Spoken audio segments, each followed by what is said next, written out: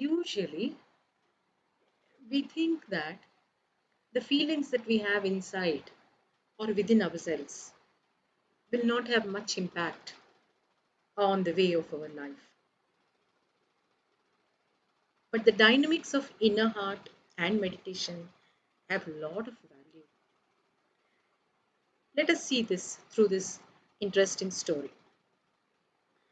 The contrast is between the monk and a prostitute. A prostitute and a monk formerly lived in an ancient Japanese city. They had never met before. They did not even know each other. Nevertheless, each of them was profoundly inspired by the other. Their lives were inextricably linked. How? Every evening, on her way to earn a night's wage, the prostitute would pass by the Buddhist temple where this monk lived. And every evening, the young monk, would sit outside in the temple garden and meditate. As she walked through the monastery, the young prostitute would notice the monk seated in meditation and thought to herself, what a remarkable young man! What a noble existence he leads! Such a pure existence, free of the world's problems and concerns. What a rare and fantastic mind! These thoughts sustained the young woman and gave her strength to endure her life.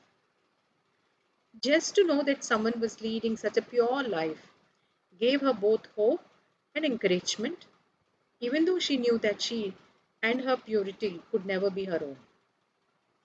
She always felt blessed just walking by the temple and being in the presence of such sacred energy.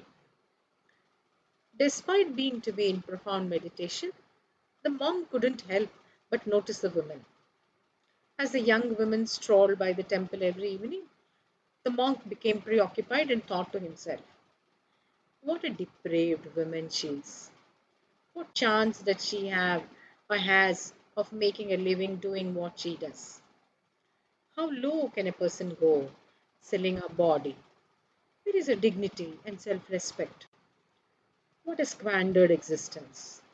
It would be better if she died. These were the feelings of the monk.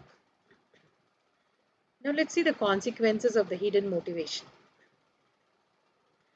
This inspiring story points out the consequences of our inner motivations and self talk, which says inner self talk has the power to turn a monk into a prostitute and a prostitute into a monk.